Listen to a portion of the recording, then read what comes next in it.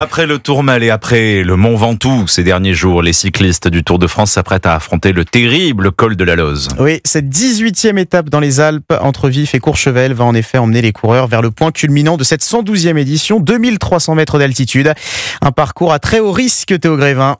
Oui, l'étape la plus exigeante du Tour, prévient déjà Christian Prudhomme, le directeur de la course. Et il faut dire que le programme qui attend les coureurs a de quoi effrayer.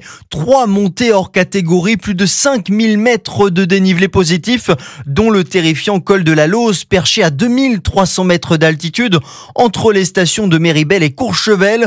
Un mauvais souvenir pour le maillot jaune Tadej Pogačar. En 2023, il avait définitivement perdu le Tour face à son actuel dauphin Jonas Vingegaard.